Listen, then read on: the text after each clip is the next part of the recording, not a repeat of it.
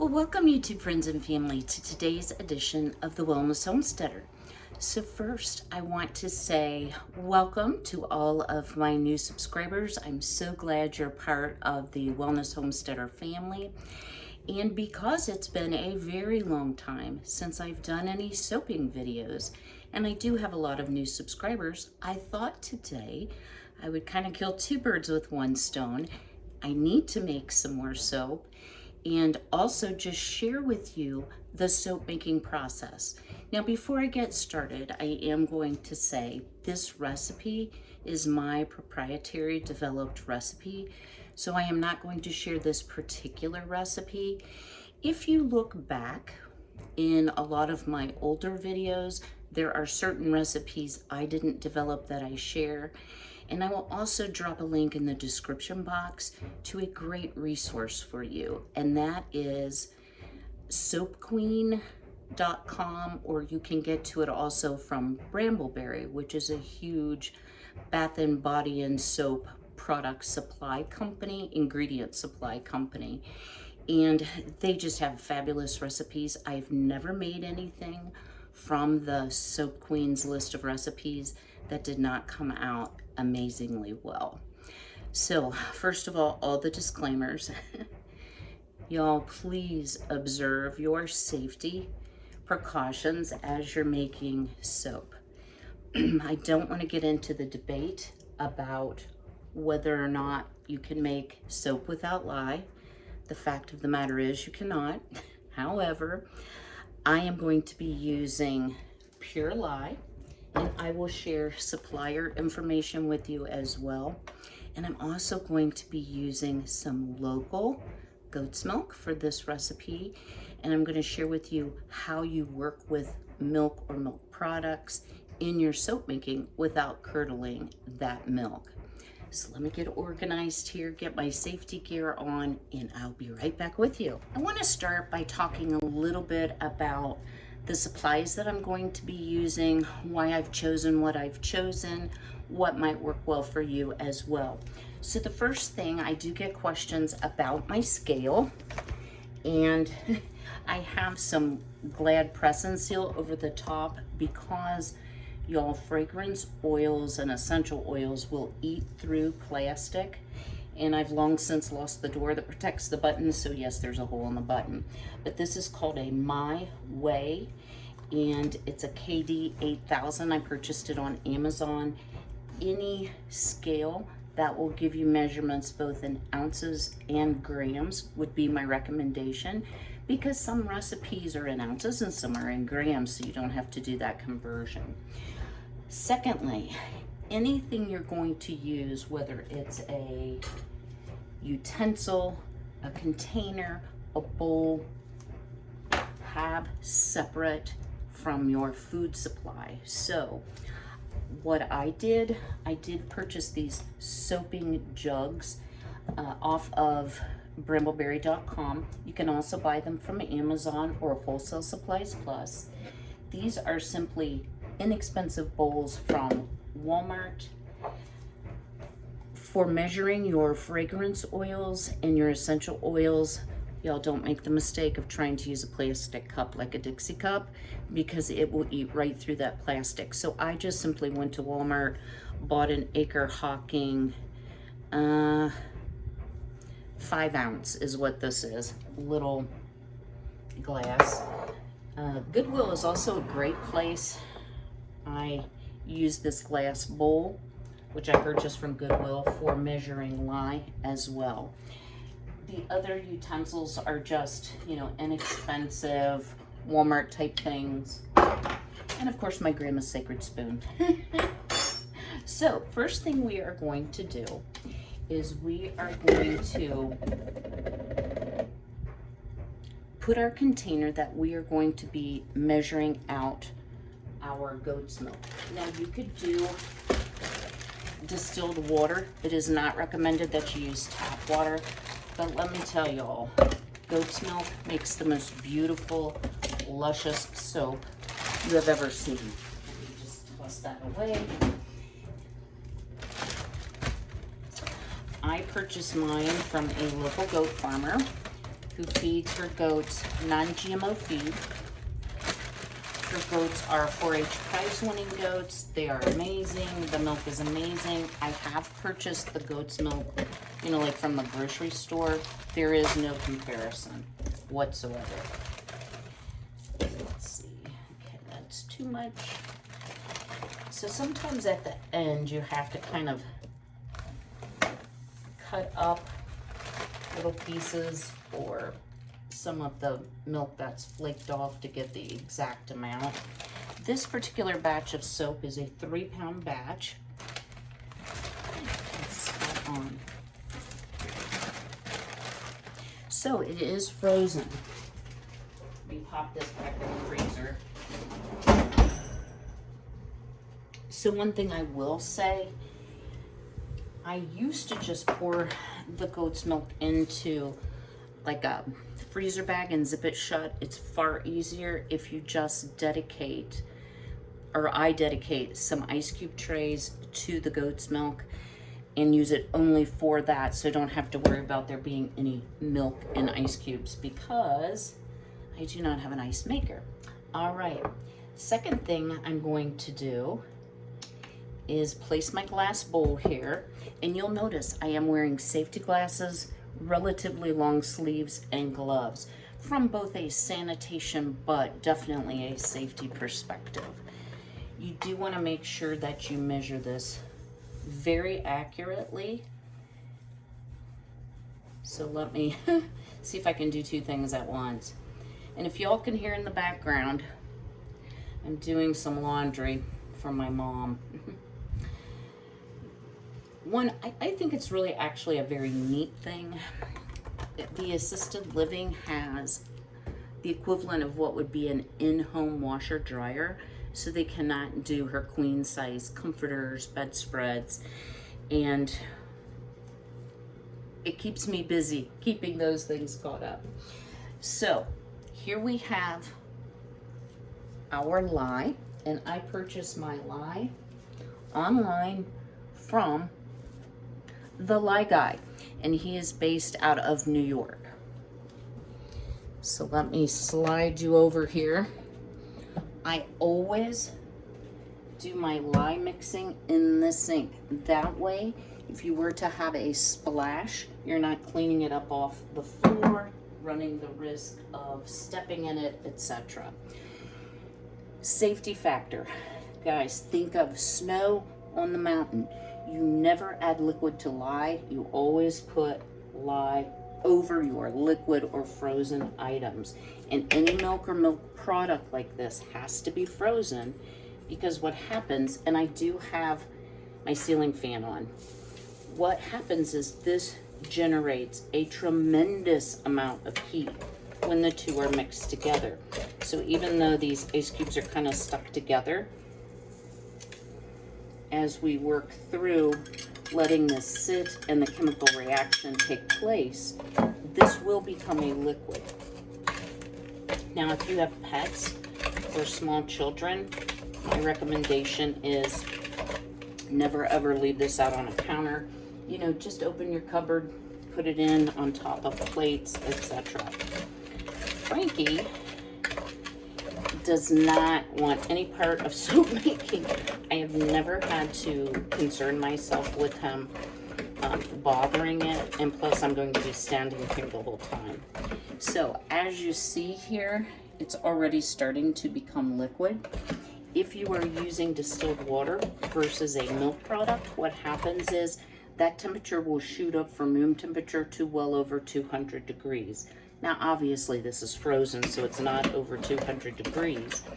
But you do want to also make sure that you stir this periodically as you're working through your soap making, because what can happen is if the lye isn't evenly distributed and there's a little clump of lye, it can actually curdle the melted milk. So just keep it stirred. The other thing is, guys, do not panic because it stinks. I make a coffee soap as well, and the coffee soap will about drive you out of the house. It smells so bad, the lye mixture with coffee. So I'm just gonna sit this back in a place where I can get to it.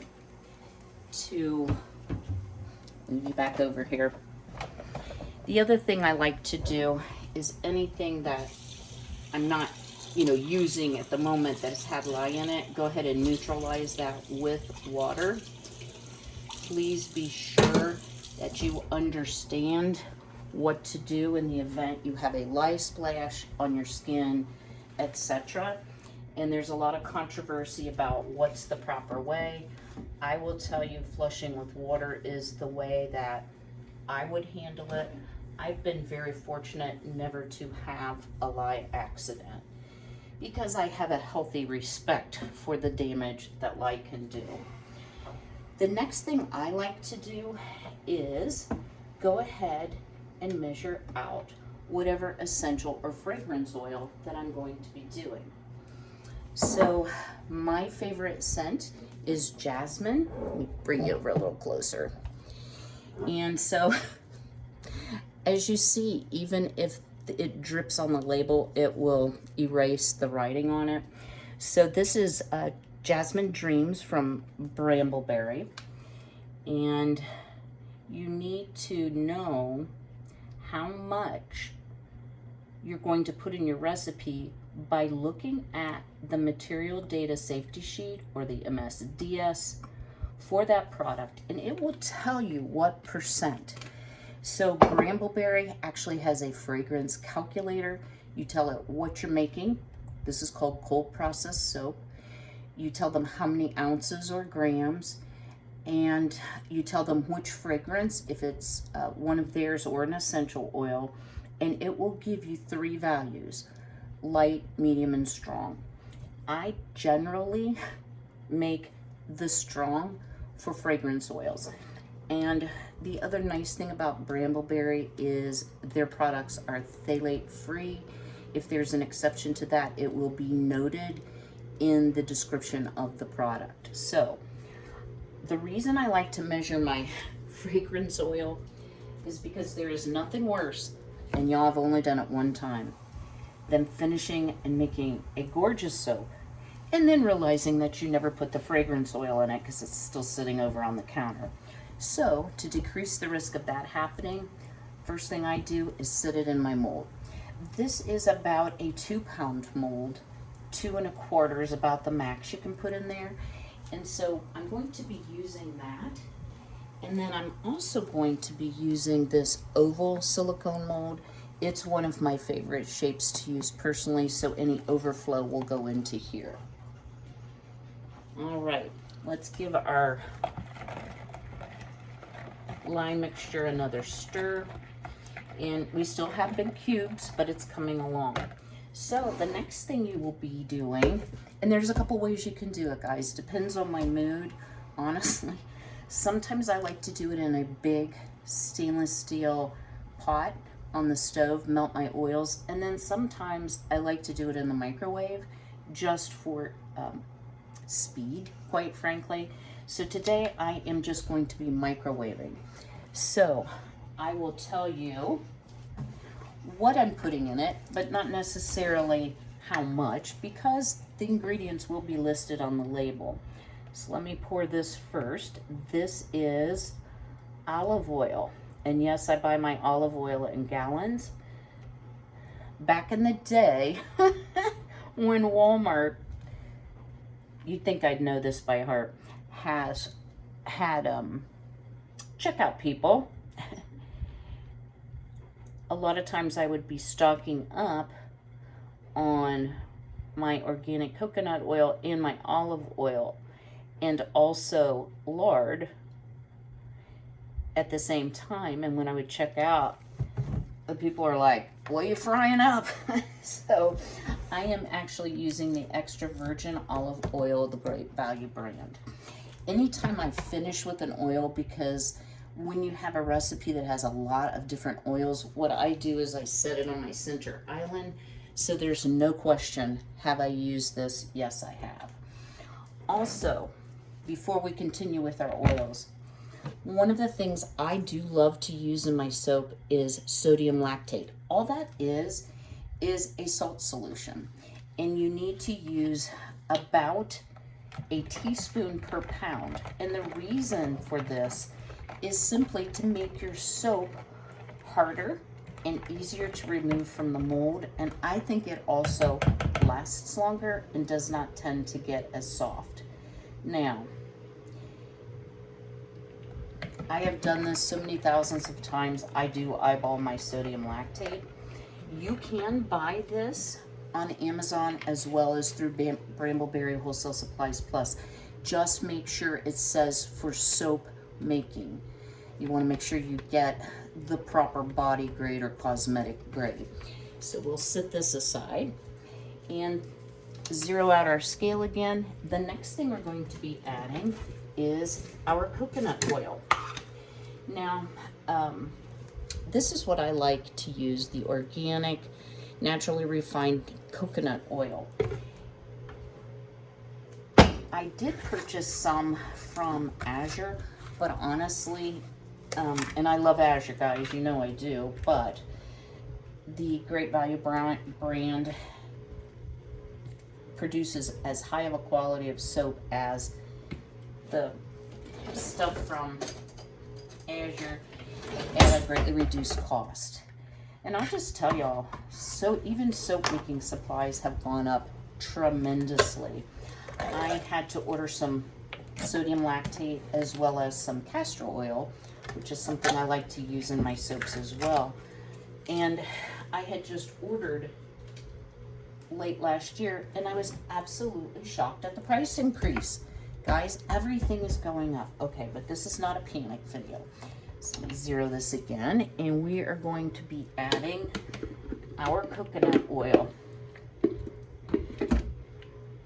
Now, if it's warm in your house, coconut oil melts at about, it is a very low melting point, about 68 degrees. So don't be alarmed if your coconut oil melts in the summer in the jar. It's still totally fine.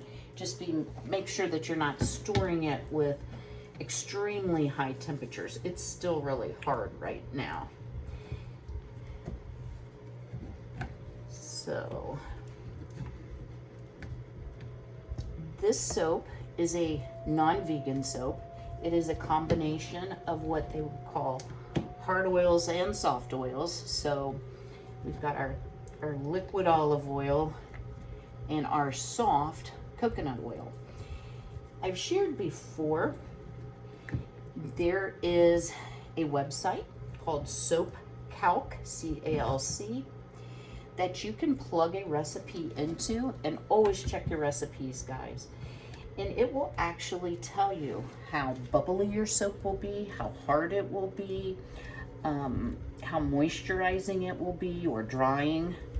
So if you use too much of one type of oil, your soap may end up not being as moisturizing, or maybe it won't lather quite as well. So it is important that you understand the properties of the oils you're using and double check that recipe in Soap Calc, because I will tell you, I have found, not on Brambleberry, but on other websites, where the lye calculation is completely wrong. And in that case, what would happen is your soap would be very, very harsh. So what happens when you make soap? The process of making soap is called saponification, and it's basically taking lye, adding it to a fat and oil, etc., that causes a chemical reaction called saponification. And in this case, it makes soap.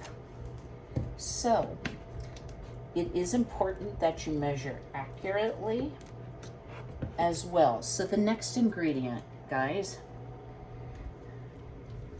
is good old lard. So you may be like, why on earth would you put lard in soap? And I will tell you, there is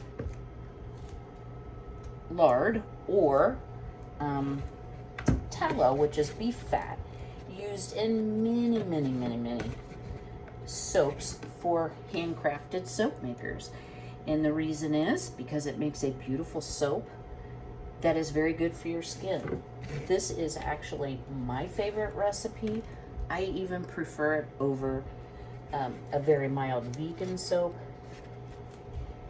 It still gets you clean, but it does not strip the natural oils from your skin. One of the things, because my soaps will be for sale, one of the things that I do is I do something called super fatting of my soap. So I'm actually putting in more fat than is required for the lye to turn the fat into soap or saponify. The reason I do that is it's really, really good for your skin. Very moisturizing, yet does not leave an oily residue. Yeah, I'm out of all the, I'm emptying all the containers today.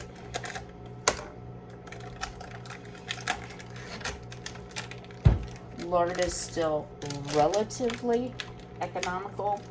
I've priced it over many places. So far, I've not been able to locate it at my Aldi. Does not mean it wouldn't be available at your Aldi.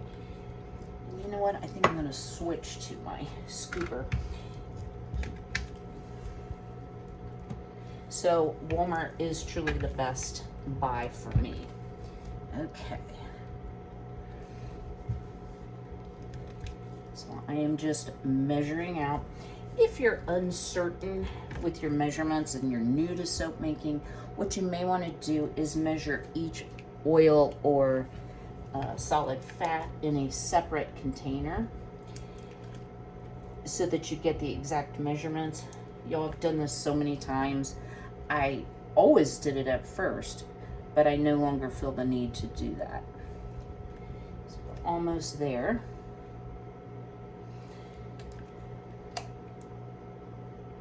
On the nose. Okay.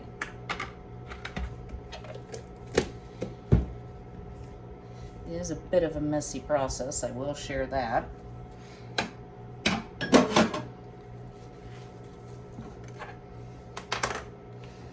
And our final oil that we are going to add, and y'all, I was amazed. I buy from Amazon the Home Health Castor Oil Cold Pressed Non-GMO version. It's 100% solvent free, it's hexane free, and it really makes some amazing properties in your soap. However, check that recipe, because if you get too much, your soap will be slimy. Not bubbly, it will be slimy. We are going to be right to the last here. So let me let this drain out. I will bring you back, show you how we're going to melt this all together and what our next steps are. Whether you are heating your oils in a pot on the stove or using the microwave, it's very important that you don't overheat and scorch your oils. Otherwise, they will need to be dumped and start over again. So this is, again, 3 pounds of oils. I've done it 2 minutes in the microwave. I will then go 1 minute and then 30-second intervals until all of those clumps have melted. So here is what your oils will look like. They will be relatively clear. So back here, let's give a check to our temperature on our goat's milk and lye solution. It is 74.7 compared to 120, 131 for this. So you do want your two solutions to be within 20 degrees of each other. However, you have to melt your oils well enough so that they're all homogenized into one liquid so that you don't have uneven, soft, or hard spots in your soap. So what I'm going to do with this now, even though it seems contrary, is I'm going to pop it into the freezer and try to get these two to even up. So we'll hope for around 95 degrees on this oil. In the meantime, I'm going to show you how I mix the colorant to make our soap pretty. Because I've had a soap business for many years, I like to have theme colors for certain soaps. I do change it up, you know, in the summer, but some of my classic bestsellers, I always do the same colors for recognition for people who are shopping. So for this particular soap, the thing that I like to use is Tahitian teal. And this color is called Fairy Tale Pink. And these are both micas. They are approved for general cosmetics, eye, lips, etc. soaps. So this came from Wholesale Supplies Plus. This came from what I think is now called Mad Micas. It's either Mad Oils or Mad Micas. I think it's Mad Micas now. And they have some really fun colors. The other thing that I'm going to do, anytime that you're using goat's milk, your soap is going to have a yellowish cast. It's not going to be cream color. It's going to be more on the yellow.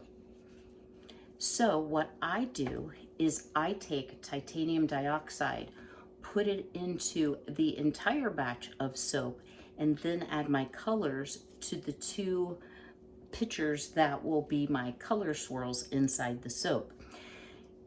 This took me a long time to learn. You're probably not going to read this, but titanium dioxide is water soluble. All micas are fat or oil soluble. So I will be using water for the titanium dioxide mix, and then I'm going to be using almond oil for my micas. What I like to do is kind of think about the way it's going to be used. So I put about probably 1.5 teaspoons into the water, and this will dissolve immediately. You want to give it a good stir. I just like having everything ready because when it's go time and your soap starts setting up, you'll be glad that you did. I don't put my micas away in case when I actually add it to the soap, I think, that's not quite intense as I would like it to be. I'm going to do about 1 teaspoon of the Tahitian teal. We'll see how that looks. And this can be a little more challenging to get mixed up, the micas, because they are fat soluble.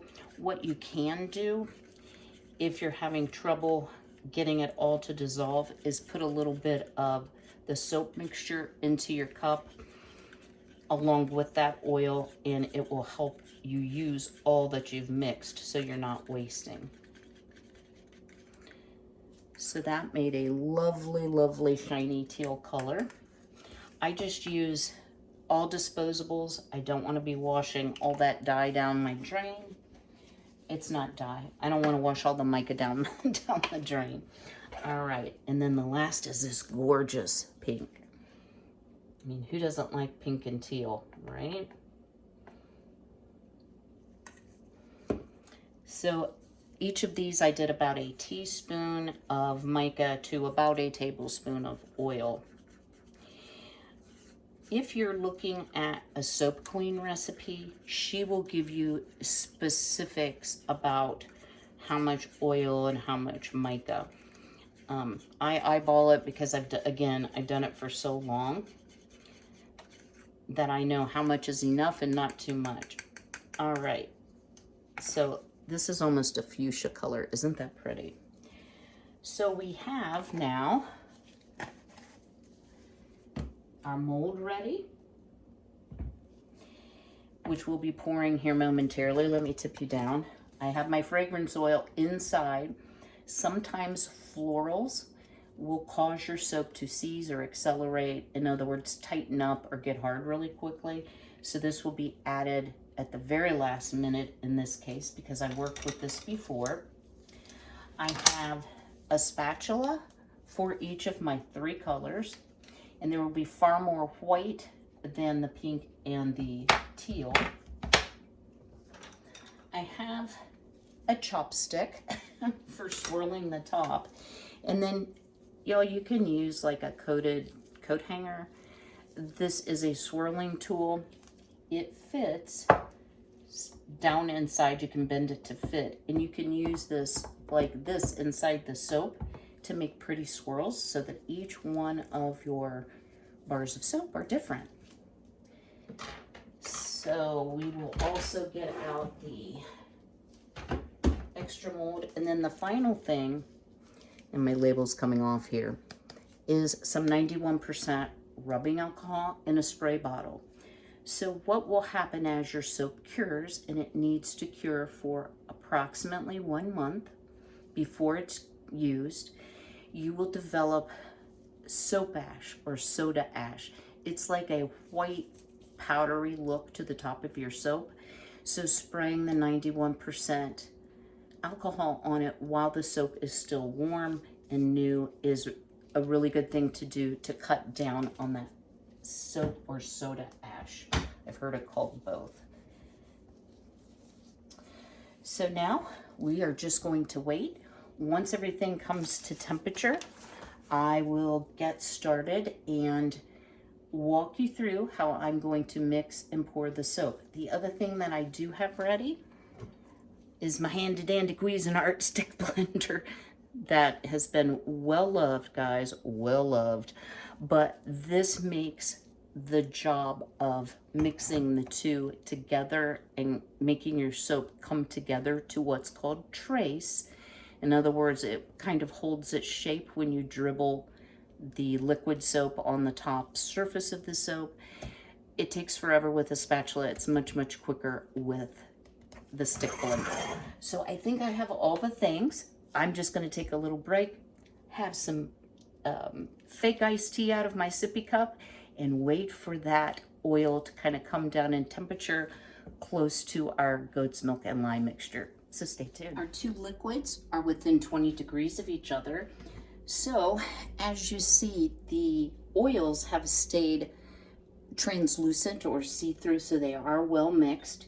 You want to put your stick blender down in, and then I'm going to be quiet. As I tip it, you're going to burp the stick blender like that. You want to get the air out. You don't want to whip a bunch of air into your soap.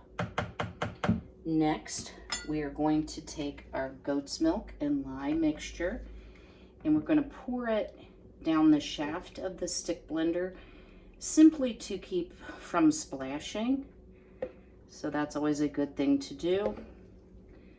And before I start mixing, I am going to clean the bowl, because even just leaving that much behind can affect the outcome of your soap. So you want to make sure you've measured exactly, that you use all of the liquids. And again, I always put water into anything that's had lime to neutralize it, and then I will sit it aside to wash time. All right, so first I like to just kind of start mixing, and then my stick blender, you have to hold the lock down, and I'm going to start on low.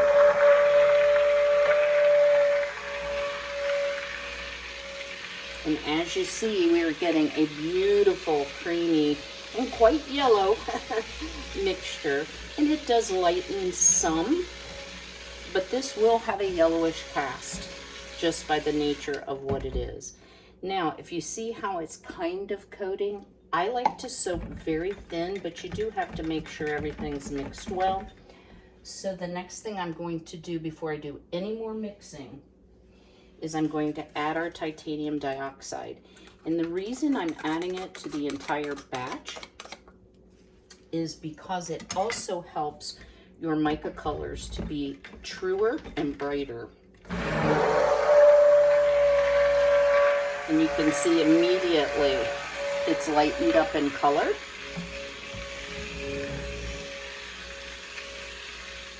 Now, because I want to do a design in this soap, I really don't want it thicker than this. And I'm not going to add my fragrance oil quite yet. What I'm going to do is set my stick blender over here on a paper plate, and I am going to put some of this solution in each one of my soap pouring vessels. So yeah, that's pretty even. And I'm going to leave the majority white. Now we have to start to work quickly.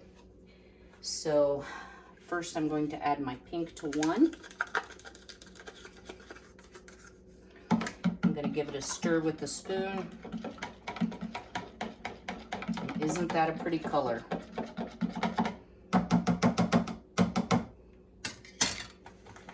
And we will add our teal to the second. And y'all, I haven't forgotten the fragrance oil. There's a method to my madness. And this is a pretty teal color. Now, because this soap has stayed nice and fluid or thin, I'm going to switch over here to spatulas. If it's thick, you can use the stick blender to further blend it. But this actually looks like it mixed very well clear to the bottom. So let's give this another little blend. And I'm going to go ahead and I'm going to add my fragrance oil. So this particular recipe, it's 70 mils, so I'm going to add about 10 here, 10 there, and then the remainder here. Now, already I can feel it got tighter. So you don't want to over blend or over stick blend, because you will end up with soap on a stick. So let's just get those mixed up. And this Jasmine Dreams actually behaves very well for a floral. I've had some florals where they're just impossible to work with. All right, so here we go. I'm gonna pull you over. Let me grab this. And I could put this in a pitcher, but because it's stayed pretty thin, I think I can just pour it out of the larger container. So first thing I'm going to do is pour this about halfway full. Then I'm going to take my teal color, and from a high level so it penetrates the soap, I'm just going to go back and forth. Does not have to be precise. I'm going to do the same with the pink.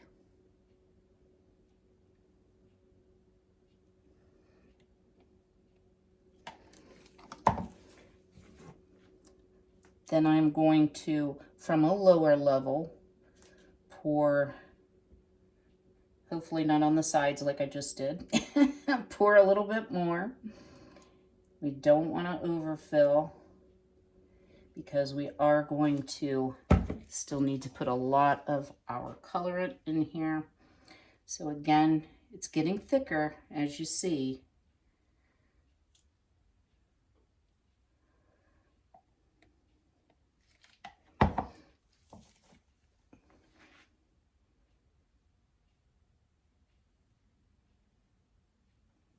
And it's not penetrating as well, as you see. So what are we going to do next? We are going to take our hanger tool, and we are going to just go back and forth, make some swirls in the soap. You don't want to over blend or it just ends up a muddy mess. Let me set that aside. Now for my topper, and I do need to hustle here. What I'm going to do is pour a row of the cream colored soap and another row, and then in between these two rows I will pour the pink and green. While I have this in my hand, I'm going to go ahead and put some in here before it gets stiff in the bowl. Just makes it a little easier. Usually end up with 4 or so bars.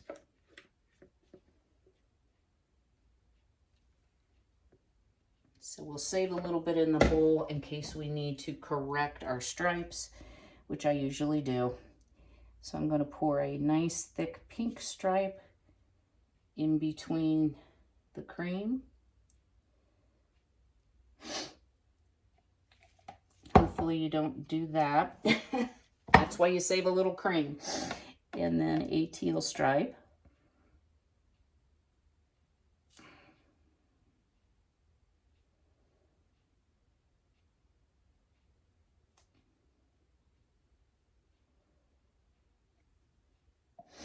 And then we will use the rest of the color for our individual bars. So I'm just filling in the space here in between, neatening it up. Does not have to be perfect, but I think making the design is one of the funnest parts of making the soap, because when you cut it, it's always different and no two bars are alike. So you just get the rest of this out. And we'll talk about cleanup in just a moment. So now I'm going to take my chopstick and I am just going to make swirls back and forth, back and forth, back and forth. And it makes a gorgeous design. Go around the edges. I like to take a paper towel and get just the excess soap off of the rims. We're going to just leave that set for a minute. We're going to work here. And you've got a lot of options here. Whoops. Hopefully you won't slop like I just did. If you smack your soap on the counter, it will level it out as it's getting thicker. And a lot of times I will just put like a thick stripe of each color. I personally don't mind colored soap, so whatever's left over, because again, I didn't measure exactly each amount. I can pour the rest into a bar, and I'm fine with pink soap or green soap. So I generally will use the leftovers. So, and again, this doesn't have to be perfect, and you'll see in a moment what it looks like when you kind of swirl it all together. It's pretty. And guys, I wish you had smell-o-vision, because it smells absolutely positively amazing.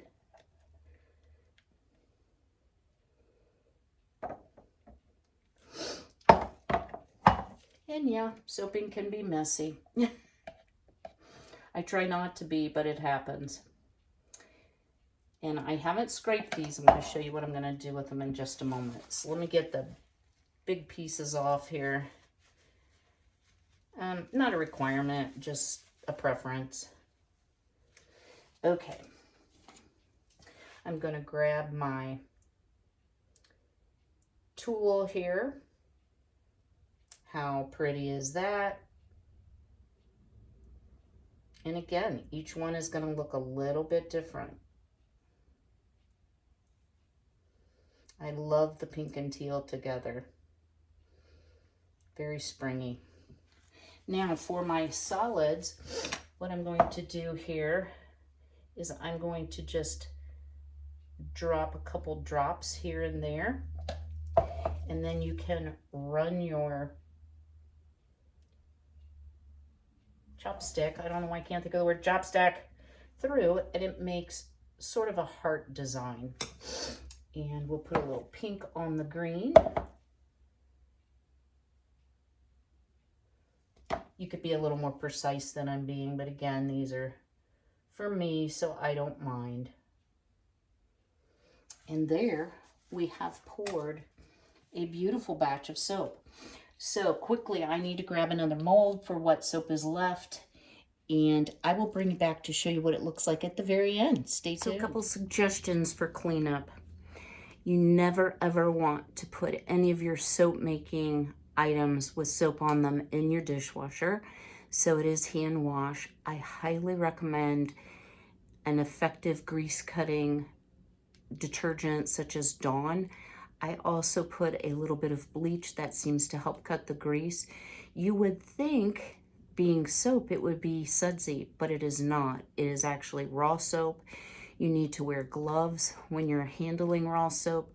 Not that you get a lye burn, it just causes some really weird skin effects. So please use your Playtex gloves or just your blue gloves like I had on. So I also wanted to share with you, I made this soap yesterday. This was my signature soap, my very first soap I made for sale. It is sweet honey soap. It is a vegan soap. It is made with honey fragrance oil, not true honey. It's a very mild soap, not overly drying. And then of course we have our beautiful jasmine soap. So these will need to cure for a month. I will be making some more soaps, and I hope to have a live soap sale in the near future. Now that I've kind of wrapped up mom's stuff, I did get the accounting from the auction. So I have to run up today and drop my signature so they can cut the check for mom. So it all went very well. I hope you've enjoyed today's video. Drop me a comment below. Do you make your own soap? Have you ever thought about making your own soap? And do you want a different, oh my goodness, different sort of video, maybe a soaping 101, which I haven't done for a long time, where I would actually include a recipe? Let me know. I'd be more than glad to do that video. Thank you all too so much for your response to my are prepping videos giving you anxiety? I think there's a lot of us kind of in that same boat. So it was nice to hear from each and every one of you. I am so blessed to have you as part of my channel, and I thank you for the time that you spend with me, watching, liking, commenting, and if you haven't already, hopefully subscribing. I will see you all on Tuesday. This is actually Friday. I have some things going on this weekend with my mom, so I will be busy, but I will see you again on Tuesday. And until then, be well, be healthy, be blessed, and I will see you all very soon. Take care.